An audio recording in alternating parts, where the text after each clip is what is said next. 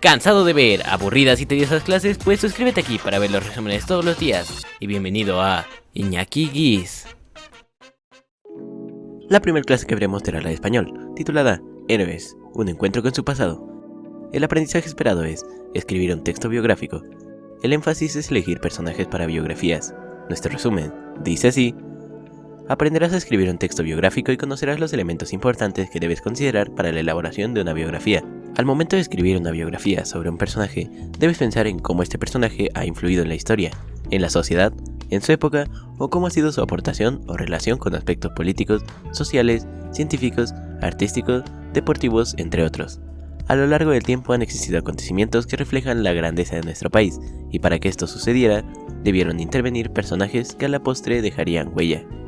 Personajes con su propia historia. Pero, ¿cómo sería posible conocerla? Bueno, esto lo puedes lograr consultando biografías. Normalmente quienes se encargan de escribir las biografías son investigadores o escritores que desean saber de la vida de determinado personaje o que han descubierto información nueva, esto con base en una investigación exhaustiva. Durante tu vida escolar, seguro has leído o transcrito la biografía de algún personaje, ya sea porque lo admiras o porque te lo solicitaron de tarea. ¿Te has fijado en el tipo de redacción? Elabora una biografía. Es un trabajo que debe hacerse con detenimiento, pues de una forma precisa y objetiva necesitas plasmar información distintiva y verídica del personaje en cuestión. Estas pueden ser de extensión larga o corta, esto depende de los aspectos de la vida que se quieran abarcar o de la información con la que se cuente. Al momento de seleccionar un personaje hay 3 datos que son necesarios de investigar y colocar en una biografía: fechas de nacimiento y muerte, relación con acontecimientos destacados. La biografía te permite entrar en cercanía con el personaje, reconociendo su labor, su importancia y sus aportaciones. Una herramienta muy útil para organizar la información y poder elegir con mayor claridad a un personaje para hacer una biografía es una tabla que contenga los siguientes datos. Al ir respondiendo a estas preguntas, por cada uno de los candidatos podrás ir decidiendo cuál elegirás, cuál te convendría, sobre todo por el interés que te despierte. Es importante que consideres de quién te gustaría saber más, para que el tiempo de investigación que realices para hacer tu biografía corresponda a lo que a ti te interesa más. Las biografías requieren tiempo, dedicación y esfuerzo. Para ello recurrimos a registros y podemos identificar 4: el oral, escrito, formal e informal, mismos que se utilizan en algunos tipos de texto. Una vez seleccionado el personaje, deberás escribir su información con palabras conocidas por la mayoría de los hablantes o para el tipo de público que vaya dirigida la biografía. El reto de hoy es el siguiente: a partir de lo expuesto en esta sesión, selecciona a tu personaje y una vez que tengas la información necesaria, llena el cuadro anterior. Proseguiremos con la clase de matemáticas, titulada El perímetro de los polígonos. El aprendizaje esperado es: calcula el perímetro y área de polígonos regulares y del círculo a partir de diferentes datos.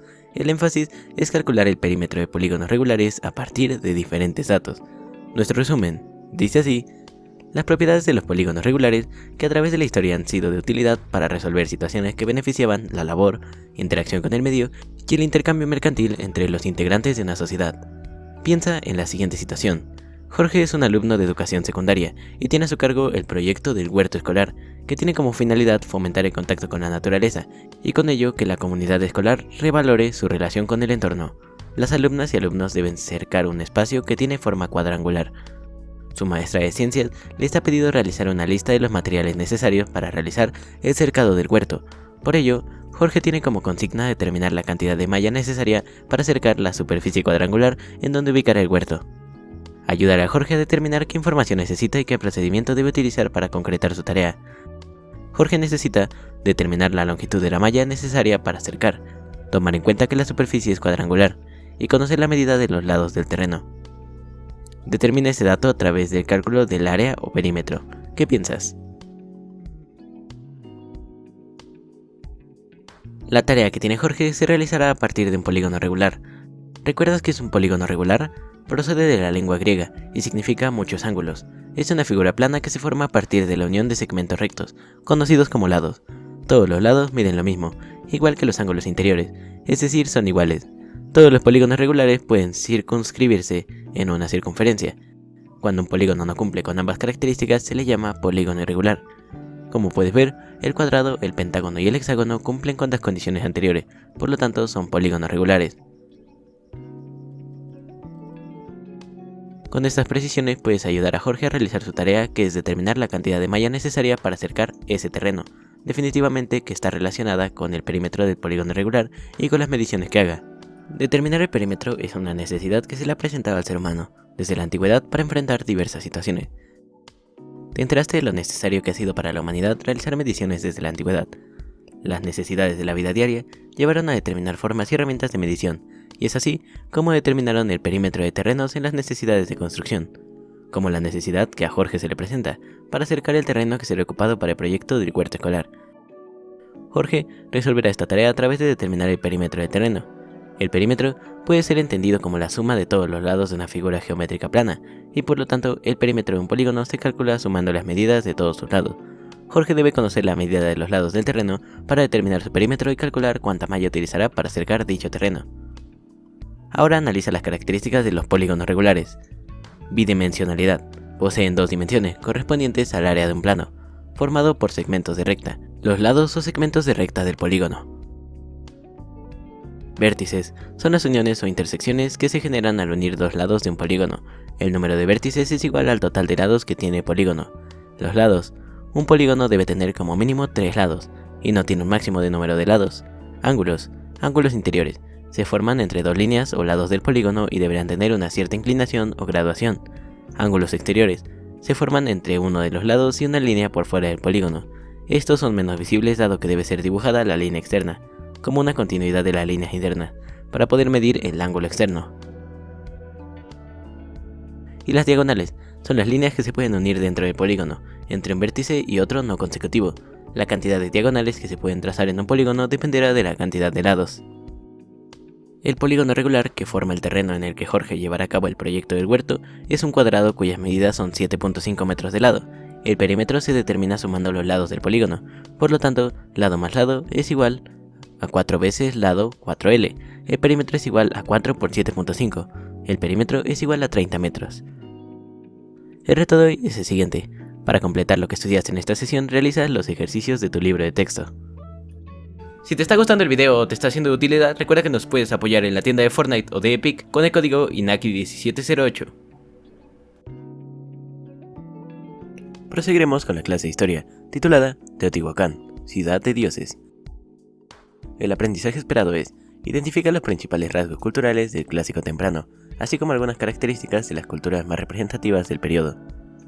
El énfasis es reconocer a Teotihuacán y Monte Albán como ciudades representativas del periodo clásico y sus principales características, actividades económicas, políticas, sociales y culturales. Nuestro resumen dice así: Teotihuacán fue la ciudad más importante de su época y hoy es uno de los sitios arqueológicos más estudiados y visitados de nuestro país. Los templos teotihuacanos fueron construidos sobre enormes basamentos piramidales. Las plazas frente a las grandes estructuras servían como sitios de reunión de grandes multitudes para el culto y el intercambio. La influencia cultural de Teotihuacán se manifestó en el uso del talud tablero.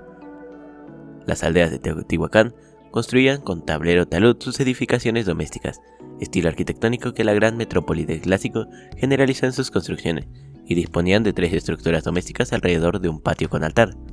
Cuando llegas a Teotihuacán, no puedes sino maravillarte ante la brillantez de los colores y la majestuosidad de las construcciones. Grandes templos, murales con representaciones de animales fantásticos, sacerdotes en procesión y otras escenas decoradas en rojo, amarillo, verde, azul, rosa y negro. También maravilla la traza tan regular de esta ciudad. La gran avenida culmina en la majestuosa Plaza de la Luna. Puede observarse desde lejos el basamento de la luna, protegido por el Cerro Gordo. A nivel simbólico y de acuerdo con diversas interpretaciones, la ciudad de Teotihuacán materializaba el cosmos mesoamericano y se erigía como el centro del mundo. La serie de túneles de extracción volcánica para la construcción muy pronto fue transformada en el inframundo teotihuacano. La ciudad misma, en el plano terrestre, estaba dividida en 4 sectores por la intersección de 2 ejes principales, la calzada de los muertos y la avenida este-oeste.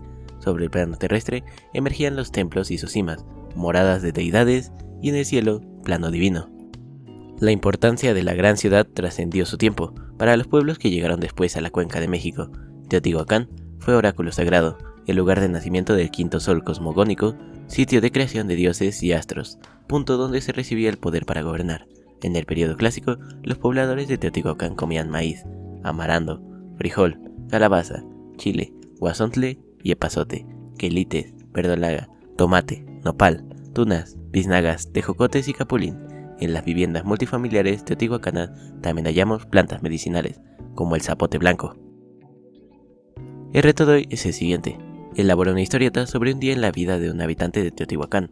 Considera los tipos de construcción donde habitaban los teotihuacanos, las familias que ahí vivían y los tipos de objetos que usaban. Toma en cuenta lo que se sabe de su organización social y actividades económicas. Continuaremos con la clase de física, titulada La electricidad, una parte de mi vida. El aprendizaje esperado es: describe, explica y experimenta con algunas manifestaciones y aplicaciones de la electricidad e identifica los cuidados que requiere su uso. El énfasis es identificar usos y cuidados de la electricidad.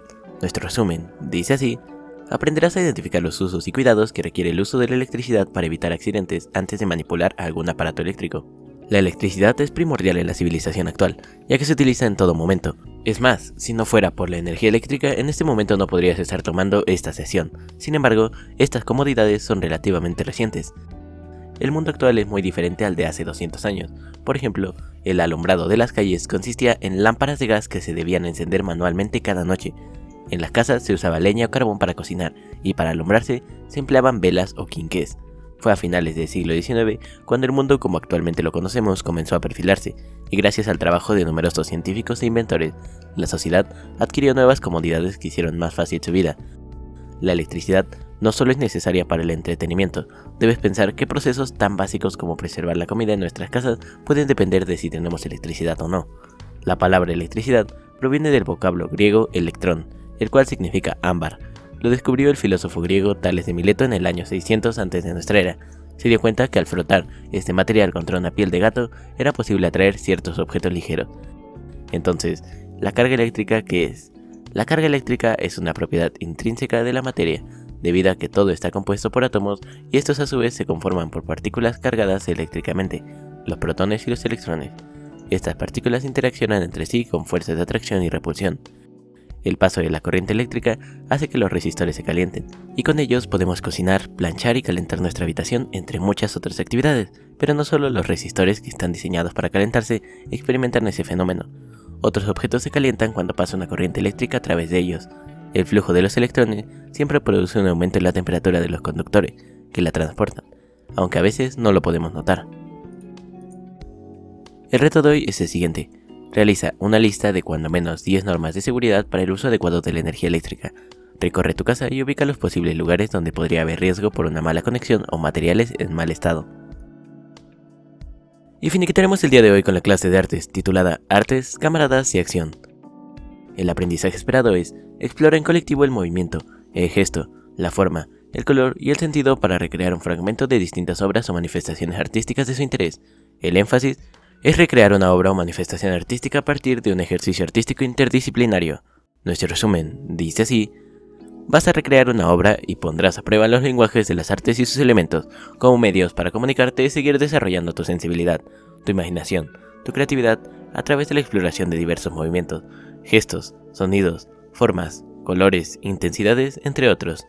Participa con actitud abierta y curiosa, como toda y todo un artista. Los materiales que utilizarás para esta sesión serán todo tu cuerpo y tu imaginación. ¿Cuál espacio, mundo o personajes podrías crear con el poder de tu imaginación y tu creatividad? Lo importante en esta sesión es lo que tú experimentarás a partir de tus sentidos y escucharás a tu corazón. Cantarás con los pinceles y mirarás a través de tus orejas que sonreirán. Rapearás con los colores y volarás con las letras de tu cuerpo que te invitarán a soñar.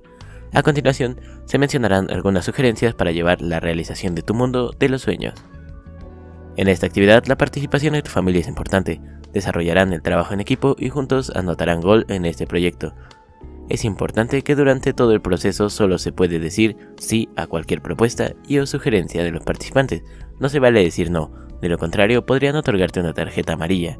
La idea es que juegues a crear tus propios mundos, en donde todo aquello que imaginas y te deseas podría ser posible. Te sugiero que inicies desarrollando 3 espacios que tendrán tu mundo, y luego le busques nombre al mundo de tus sueños. Lo importante es que hagas uso de tu creatividad. Un mundo de los sueños, por ejemplo, podría ser esculpir esculturas corporales todo el tiempo. Te invito a que explores este espacio del mundo imaginario que se está creando. Invita a tu familia y desarrollen juntos unas esculturas. Incluye posiciones que inviten al observador a adivinar qué es lo que tienes frente a sí mismos, y que adivinen qué es. El reto de hoy es el siguiente. Construye tu mundo imaginario, te puedes apoyar con tu familia, utiliza el lenguaje artístico que elijan, y mejor aún si están conformados por los diferentes lenguajes artísticos como lo hiciste con sonidos, ritmos, gestos, movimientos, colores y formas. Por ejemplo, con cada espacio de tus mundos puedes hacer una instalación, esculturas, collage, álbum fotográfico, videos, álbum artístico o lo que se te ocurra para que posteriormente lo compartas con tus compañeras, compañeros y profesores. Si te gustó el video o te fue de utilidad, recuerda darle like, suscribirte y activar la campanita para estar al tanto de próximos videos. Muchas gracias y hasta la próxima.